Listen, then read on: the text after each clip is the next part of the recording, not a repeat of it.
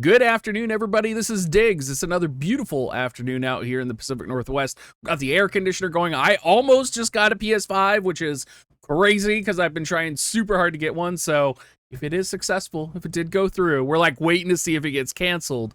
Thank you, Elder Wolf, for hooking me up with the details. But today we're going to be talking about in this video, not a PS5, although I could go on about it all day. We're going to be talking about Velouch, the new samurai spellblade that came out on the JP side. Very cool unit, crit based, magic based. He's just gonna bring the destruction, and he is a hot husbando. Let's go ahead and dig in.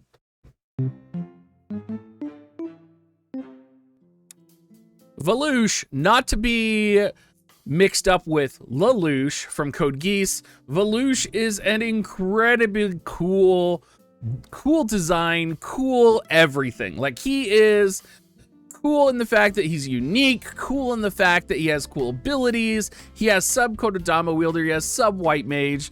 I mean, he's just a very unique unit, and it's always wonderful when things get changed up on the WoTV scene with either units with different job types or with different abilities. His TMR is also great because it will let you faith farm. Now, you can do that with Fina, but you're going to be able to just throw this thing on your units, throw them into a mission. You're not going to have to worry about Fina. You're not going to have to worry about wasting NRG or using Killfay.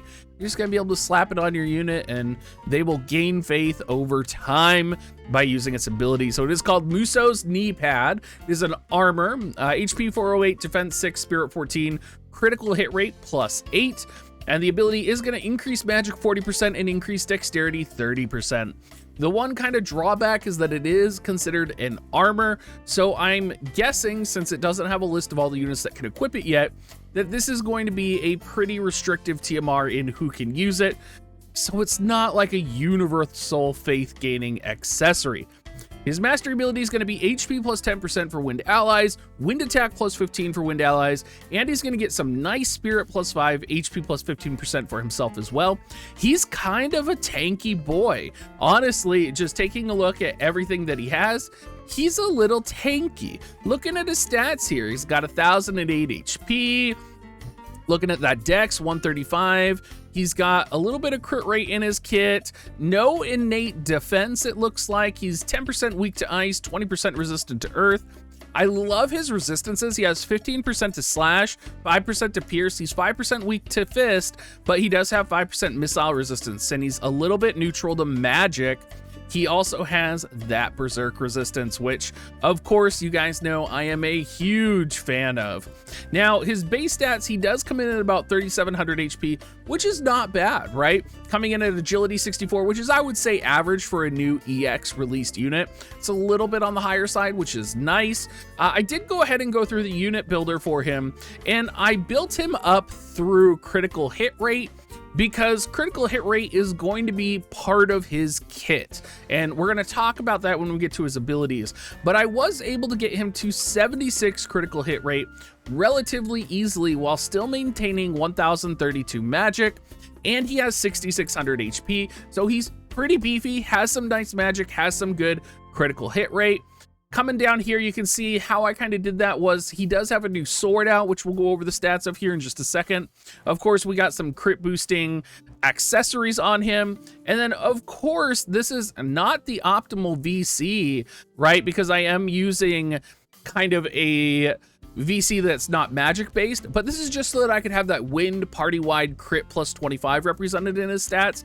In reality, he would probably have some type of a magic VC on, which would increase his magic another 1,300 or so, or 130 or so. Bahamut, of course, is going to be the best Esper for him. We've got guild statues, got master ranks on here. Taking a look at the weapon, which is his new weapon released with him. It is called the Sunny Knife.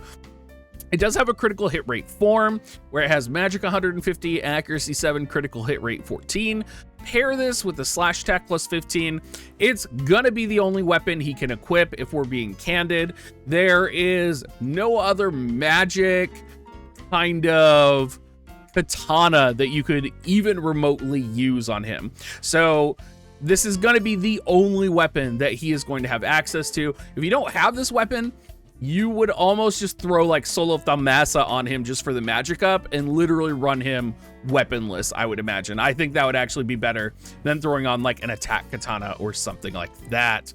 Hopping back over, taking a look at his skills. His skills kind of side with making him tanky as well.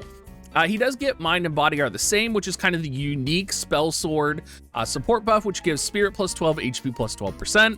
Kododama, of course, Magic up 30%. He also has another ability associated with Spell Sword, or, oh my god, I'm going to say this wrong so much. Swordsman is his, Jesus, Swordsman just, it has to, like, I feel like it has to be Spell Sword with his Swordsman class, which does give him Agility 12%, Spirit Penetration 40, which is, I mean, you're going to be setting that almost guaranteed.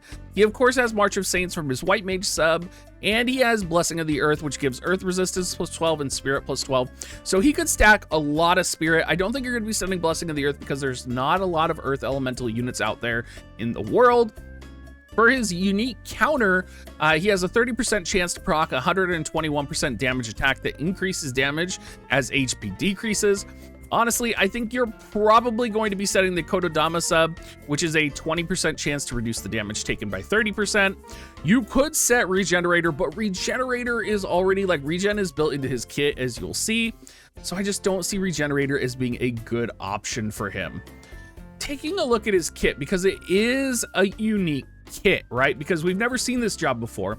Magic Knife is the basic attack, and it's actually a pretty high cost attack as well. It has 15 AP. It's only 3 range, right? And it has range height 2, which is nice. It's going to decrease attack and magic 39% for 3 turns to target. Not terrible. He has Slashing Array, which increases slash attack 25 for 3 turns for allies. Increases critical hit rate 20 for 3 turns to self. This also gets buffed with his EX version, which does give him Spirit plus 15 for 3 turns to self. So again, we're stacking that Spirit, right? He has so much Spirit in his kit that he's just gonna have, he's almost like a magic tank, like very similar to Dario, it feels like. He's like an EX samurai version of Dario almost. What I think is interesting is the ability Hinon Sword here. Now, I like this ability, and this is part of the reason that I built his kit out for critical hit, because I think wind units innately lean themselves towards critical hits. We also have Cloud on the Japanese side, but I think wind units just through their VCs and through their kits, especially like 2B as well, are just really, they can lean into that critical hit rate pretty easily. So it restores 250 CT to himself when performing a critical hit, and it's a 200% modifier attack, and it's range height 1, so pretty good. I would love to see how these restore 250 CT abilities are working in JP. I'm also really curious about the magic damage taken barrier, right? This is the second iteration on the JP side that we've seen now of a barrier type buff for a unit, where it's going to reduce the magic damage taken 1500 HP to 3500 HP. And this itself gets upgraded with a 100% chance to regen yourself for 10% health restored by turn for 3 turns for self. So I'm really curious to experiment with these and test these. Again, it's only magic damage taken, but that is a pretty powerful buff, right? And the fact that we're seeing these stone skin effects in the game is really going to change things in the future, I feel like. Taking a look at his other kits here, he does have a plus 30% chance accuracy attack, and this is another unique aspect of his job. He has the ability to reduce your opponent's counter ability. So he has an attack that can stop your opponent from countering 100% effective, right? 100% chance for 3 turns on your opponent's target with a 30% accuracy increase, 170% modifier, AoE, right? Range height 1 and AoE height 1 to disable counters. That's crippling to units like Yuta, right? Then he has Soul Robbing Sword on top of this, which is an AoE, and it's a unique AoE, right? Range height 1, AoE height 1, and it's going to absorb 30% of the damage done. I love this kit. This kit to me is just a pain in the ass, and I love it so much. It adds unique features to the character, and I actually think this character would be worth going after. Taking a look at his sub job too, I love the ability here called Solution Sword, which is going to dispel all buffs when performing a critical hit for targets and dispel haste for targets. And this is a range height 1, AoE height 1, 4 range, +1 because it's a cross-shaped attack. This is great. But again, that is critical hit rate based. So I'm curious now that we're seeing critical hit show up back again on the JP side, right? Because we had it with Cloud. I'm curious if we're going to see this critical hit meta. You know, it seems like critical hit is a meta that has like not peaked yet. At least that's how I feel on the JP side. And, you know, it's never really peaked on the global side. I would say Tidus had a really good run with critical hit. But I feel like we're just like right on the cusp where maybe global is going to get a VC or some type of a buff or an Esper that is just going to line up perfectly, and we're going to see a win-based critical hit rate team.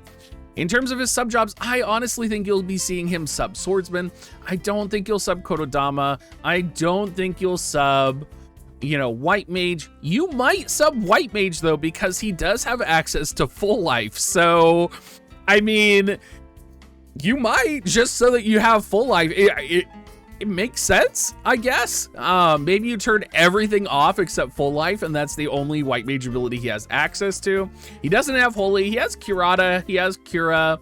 You know, it could be good. His LB, I think, could also be really potent because it has a 67% chance to inflict paralysis with an 80% chance of paralysis proc. So very powerful for 3 turns. I think a lot of people aren't able to defend against paralysis, so I could see this just being a pain in the ass. Drawbacks though, high AP cost. Of course, you have to be within range, and you're kind of trading this off for like not countering or not dispelling, right? You're kind of deciding which buffs you want to do. Overall though, y'all know I love my samurais, and I can't wait for him to come out. Oh, well, we are at the end of this video, everybody. If you haven't already, if you haven't made up your mind, if you're not a samurai lover like myself, you can go ahead and check out on the door over there. But myself, I am a samurai lover. I think this unit's going to be great. I want to hear what you guys think down below. As always, everybody, if you do want to support me, you can go to dig.gs/coins. And thank you so much, everybody. Have a great rest of your day.